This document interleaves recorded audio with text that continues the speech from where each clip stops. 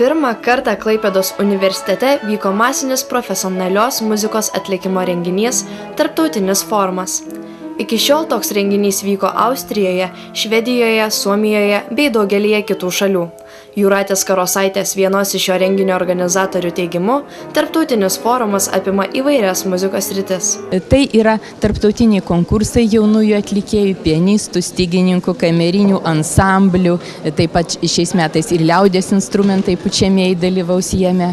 Be to, tai yra masterklasai pedagogų, tai yra koncertai ne tik mūsų salėje, bet ir kitose miestuose, pavyzdžiui, planuojamas koncertas dar Kaune ir Palangoje. Tarptautinį forumą inicijavo profesorė Tkač ir profesorė Tatjana Romaškina. Tarptautinis forumas vyks visą savaitę. Savaitės pradžioje į kovą stos pianistai, nuo trečiadienio prasidės stygininkų konkursai, o ketvirtadienį ir penktadienį vyks solistų pasirodymai.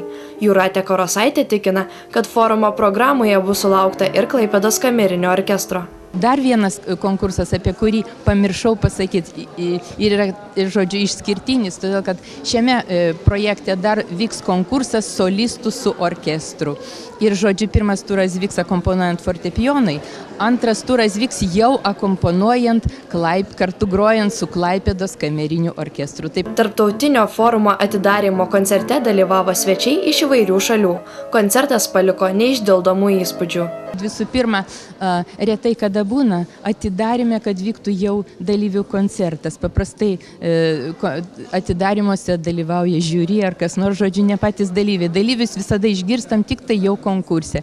Tai čia tokia labai demokratiška ir šilta atmosfera. Sakyčiau, visada konkursai turi kažkokį tokį jaudulį ir kažką net tokio labai sukeliančio virpesį. O čia visi kažkaip truputėlį taip maloniai atsipalaidavę. Manau, kad šitas konkursas yra kažkoks labai šiltas, draugiškas, jis daugiau panašus į festivalį.